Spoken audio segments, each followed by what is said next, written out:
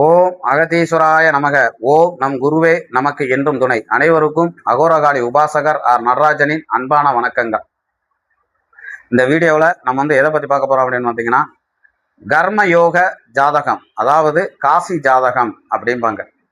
இந்த காசி ஜாதகம்னா என்ன அப்படின்னு வந்து பார்த்தீங்கன்னா, லக்கணத்தில் சனி இருந்து லக்கணம் மற்றும் 4ஆம் பாவகம் மற்றும் 7ஆம் பாவகம் மற்றும் 10ஆம் பாவகத்தில் சனி இருந்தால், லக்கணத்துக்கு கேந்திரத்தில் சனி இருந்தால் என்னங்க கர்ம யோக ஜாதகம் அப்படிம்பாங்க.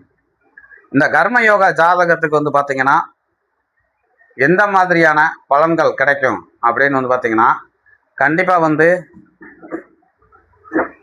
தொழில் நல்லா அமையும். தொழில் அமைந்தால் திருமண வாழ்க்கை அமையாது. திருமணத்துக்கு ரொம்ப போராடிக்கிட்டு இருப்பாங்க. சொத்து பத்துகள்லாம் நிறையா வாங்குவாங்க, ஆனால் திருமணத்துக்கு பொண்ணே கிடைக்காது. அதே மாதிரி திருமணம் சீக்கிரம் முடிச்சிட்டாங்க அப்படின்னு பார்த்தீங்கன்னா, அவங்களுக்கு வந்து தொழில் வந்து ஒரு நிரந்தரமான தொழில் வந்து சொந்த தொழில் வந்து அவங்களால வந்து செய்யவே முடியாது. அப்போ தொழிலை கொடுத்தா திருமணத்தை கொடுக்க மாட்டார், திருமணத்தை கொடுத்தா தொழிலை கொடுக்க மாட்டார். இந்த மாதிரி அமைப்புகள் இருக்கும். இன்னொருத்தவங்களுக்கு வந்து பார்த்தீங்கன்னா சொத்து பத்துகள் நிறைய வாங்கிடுவாங்க. வாங்கிட்டு என்ன பண்ணிடுவாங்க, திருமணத்தை தடை பண்ணி விட்டுருவார். அப்போ இந்த மாதிரி சூழ்நிலையை கொடுக்கறதுக்கு பேர் தான் கர்ம யோக ஜாதகம். இதை போய் கேட்டிங்கன்னா, நீங்கள் வந்து முன்னோர்கள் செய்த கர்ம வினையினால் உனக்கு வந்து திருமணம் நடக்காமல் இருக்கு அப்படின்னு தான் எல்லா ஜோதிடர்களும் கண்டிப்பாக சொல்லுவாங்க. அதுக்குண்டான பரிகாரம் என்ன அப்படின்னு கேட்டிங்கன்னா, காசிக்கு போகணும். காசிக்கு போய் அங்கே போய் அச்சந்திரா சுடுகாட்டில் அந்த பிணம் எறிகிறத வந்து பார்க்க சொல்லுவாங்க. பார்த்துட்டு அங்கே ஒரு யாகம் நடத்துவாங்க.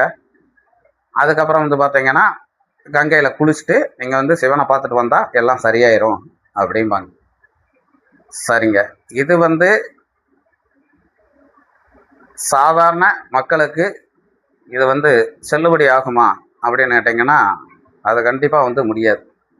அப்போ இறைவன் வந்து பணக்காரங்களுக்கு ஒரு முறையும் ஏழைகளுக்கு ஒரு முறையும் இறைவன் வந்து கொடுக்கல. எல்லாத்துக்கும் ஒரே விதம் தான் கொடுத்துருக்குறார். சரிங்களா? அப்போ இந்த கர்மவினை ஜாதகத்தை எப்படி முறியடிக்கணும் அப்படிங்கிறதுக்கு நம்ம ஏற்கனவே ஒரு வீடியோவில் வந்து நம்ம வந்து சொல்லியிருக்கிறோம். மறுபடியும் அந்த பரிகாரத்தை இப்பயும் நான் வந்து சொல்கிறேன். என்ன அப்படின்னு வந்து பார்த்தீங்கன்னா, இந்த கர்மவினை ஜாதகம் அப்படிங்கிறது வந்து சிம்பிளாக நம்ம ஊரில் உள்ள நம்மளை சுற்றி உள்ள கோயில்களில் நம்ம வந்து பண்ணிக்கலாம். எப்போ அப்படின்னு கேட்டிங்கன்னா, உங்கள் ஊரில் சிவன் கோயில் இருக்கான்னு பாருங்கள். அந்த சிவன் கோயிலில் கண்டிப்பாக வந்து 63 நாயன்மார்கள் கண்டிப்பாக இருப்பாங்க. இந்த 63 நாயன்மார்களை ஃபஸ்ட்டு வணங்கிட்டு, அதுக்கப்புறம் சிவனை வணங்கிட்டு, அதுக்கப்புறம் கொடிமரத்துக்கு முன்னாடி சாஷ்டாங்கமாக உளுந்து இறைவனை வணங்கிட்டு, அங்கே சிவன் கோயிலுக்கு முன்னாடி யாராச்சும் பிரசாதமோ அன்னதானமோ கொடுத்தா நம்ம கையேந்தி வாங்கி சாப்பிட்டோம்னா கர்மவினை தோஷமானது அன்றே வந்து விலகுது. இது என்னைக்கு பண்ணணும் அப்படின்னு வந்தால் சனிக்கிழமை தான் பண்ணணும்.